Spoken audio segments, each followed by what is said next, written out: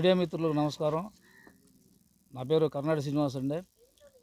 గతంలో మన మాజీ ఉప ముఖ్యమంత్రి వర్యులు ధర్మాన కృష్ణదాస్ గారు రాజధాని రైతులను ఉద్దేశించి టీషర్ట్లు వేసుకొని ఉన్నారు ఈ లంజా కొడుకులు అని చెప్పి దూషించడం జరిగింది.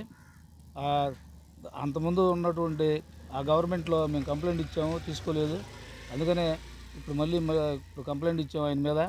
మా యొక్క రాజధాని రైతుల ఆత్మగౌరవాన్ని కించపరిచే విధంగా మాట్లాడిన ధర్మాన కృష్ణదాస్ గారిని మీద కంప్లైంట్ ఇవ్వడం జరిగింది. ఆ కేసు నమోదు చేయడం గురించి ఇక్కడికి వచ్చాము.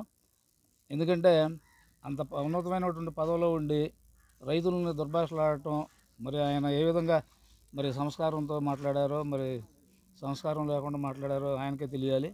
అందుకని చెప్పి ఎవరైనా కానీ, గతంలో కానీ ఇప్పుడు కానీ ఎవరైనా కానీ ఇలాంటి రైతులను ఉద్దేశించి కనుక మాట్లాడితే ఈ విధంగా ఉంటుంది అని చెప్పి రైతులు కూడా కంప్లైంట్లు ఇచ్చి కేసులు పెడతారనే విధంగా వాళ్ళకి తెలియజేయాలనే ఉద్దేశంతో మా ఆత్మగౌరవాన్ని నిలబడేలాగా ఉంచాలని కోరుకుంటూ అందరికీ నమస్కారం.